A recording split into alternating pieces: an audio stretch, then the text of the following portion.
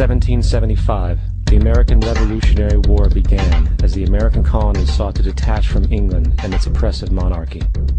Though many reasons are cited for the revolution, one in particular sticks out as the prime cause: that King George III of England outlawed the interest-free, independent currency the colonies were producing and using for themselves, in turn forcing them to borrow money from the Central Bank of England at interest, immediately putting the colonies into debt.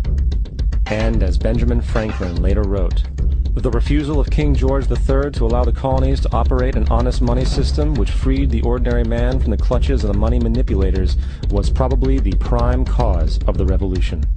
In 1783, America won its independence from England. However, its battle against the central bank concept and the corrupt, greed-filled men associated with it had just begun. So what is a central bank? A central bank is an institution that produces the currency of an entire nation. Based on historical precedent, two specific powers are inherent in central banking practice: the control of interest rates and the control of the money supply, or inflation. The central bank does not simply supply a government's economy with money, it loans it to them at interest. Then, through the use of increasing and decreasing the supply of money, the central bank regulates the value of the currency being issued. It is critical to understand that the entire structure of this system can only produce one thing in the long run: debt. It doesn't take a lot of ingenuity to figure this scam out. For every single dollar produced by the central bank is loaned at interest. That means every single dollar produced is actually the dollar plus a certain percent of debt based on that dollar.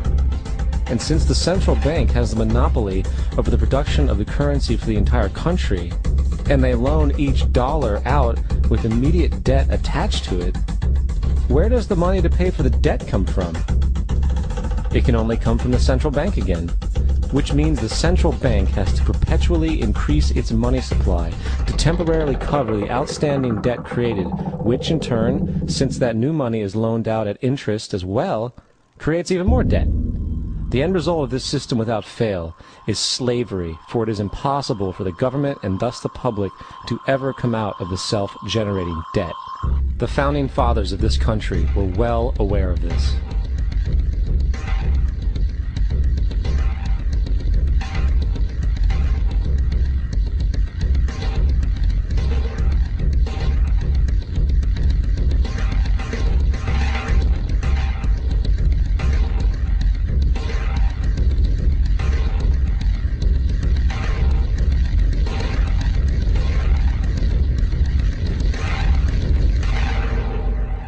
By the early 20th century, the U.S. had already implemented and removed a few central banking systems, which were swindled into place by ruthless banking interests. At this time, the dominant families in the banking and business world were the Rockefellers, the Morgans, the Warburgs, the Rothschilds.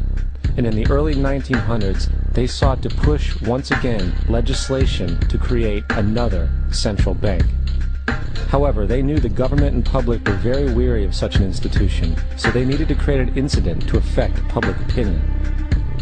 So, J.P. Morgan, publicly considered a financial luminary at the time, exploited his mass influence by publishing rumors that a prominent bank in New York was insolvent or bankrupt.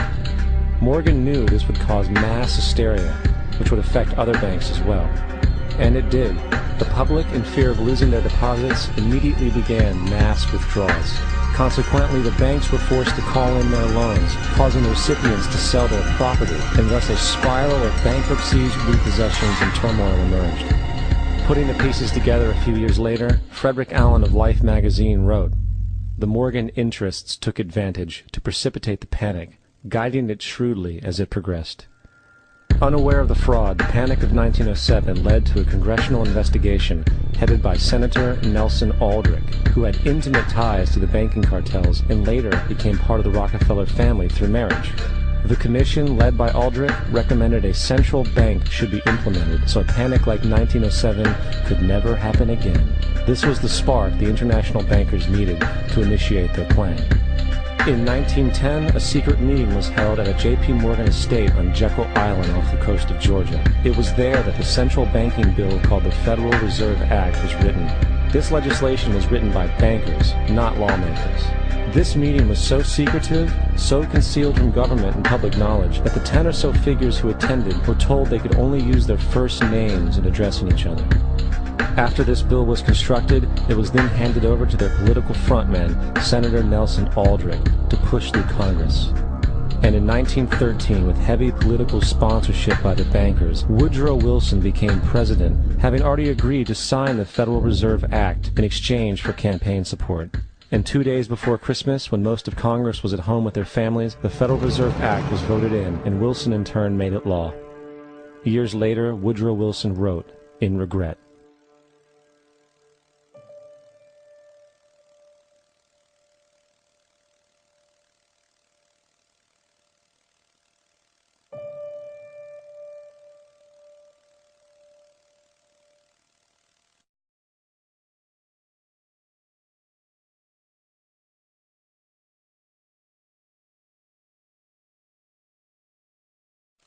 Congressman Louis McFadden also expressed the truth after the passage of the bill.